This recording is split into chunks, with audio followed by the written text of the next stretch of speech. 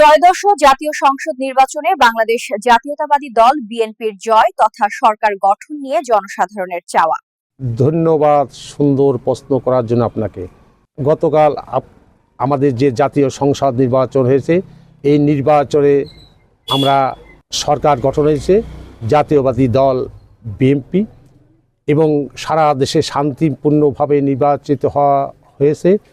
সর্বপ্রথম আমি স্মরণ করি জাতীয়বাদী দল বিএনপি যিনি সরকার প্রধান হয়েছেন, তার বক্তব্যে আমি অত্যন্ত করি সুস্পষ্টভাবে সে কথাগুলো বলে শুনতে আমাদের খুবই ভালো লাগে।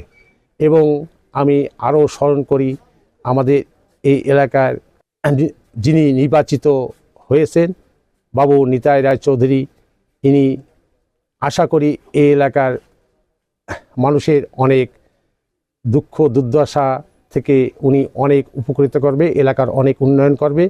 এই এলাকার লোকজন সব আইন শৃঙ্খলা বাহিনীগুলো সঠিকভাবে পরিচালনা করবে, এলাকার শান্তিতে সবাই বসবাস করতে পারে এবং দেশের দ্রব্যমূল্যের দাম যেন ঊর্ধ্বগতি না হয়, এর জন্যে আমি সরকারের কাছে আহ্বান করব। আমি আশা করি এই সামনের দিনগুলোতে এই সরকার নিবেদিতভাবে দেশের জন্যে কাজ করবে।